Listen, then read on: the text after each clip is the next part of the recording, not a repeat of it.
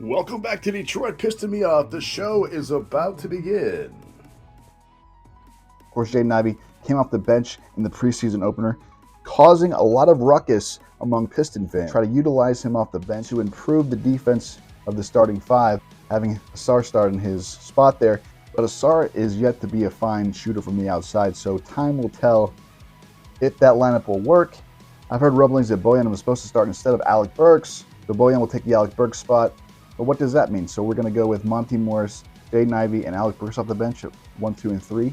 Where does that leave Killian Hayes, who played very well the last game as well? Also, Joe Harris, I believe, has to be in that mix too, providing shooting and spacing off the bench. I'm not really sure where we're going with this. The lineups aren't quite in sync, I don't think. I believe it's going to take some time for Monty Williams to find the lineups that work for him.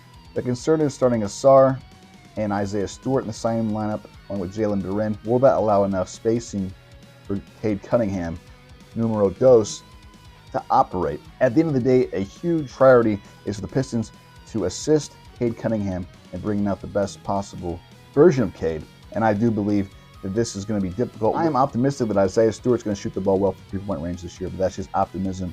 It hasn't been proven. He showed promise much of last year until he hurt his shoulder, that he could extend the floor and shoot a solid percentage around 35, 37%. If he does that, things will be A-OK with that starting lineup of Asar, Cade, Bojan, Stu, and Duren. However, if Asar Thompson struggles, you know Duren's not going to be a three-point shooter. And then you also have a struggling Isaiah Stewart from the perimeter. It's going to create a lot of extra pressure for Cade Cunningham.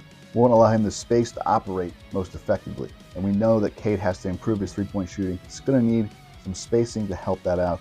And we know that we can't make Cade work too hard and be too much of the offensive focal point. And not having Jaden Ivey to start along with him could be a potential problem, something to marinate on. For me, the best lineup that we could go with at this point would be point guard Cade Cunningham, shooting guard Jaden Ivey, small forward Asar Thompson, power forward Bojan Bogdanovic, interchangeable in those positions, I believe, and then starts Jalen Duren with Isaiah Stewart coming off the bench as the backup power forward. I'm hoping the lineup of the future will be Isaiah Stewart supplanting Bojan Bogdanovic at that power forward position, and a possible trade down the line if he's able to show that he can shoot the three, and Asar Thompson could be passable on that end as well. But we might be a year away from that coming to fruition, so I believe for now that's the best possible lineup. But then again, I ain't nobody. I'm just a guy on YouTube talking about the Pistons here, okay?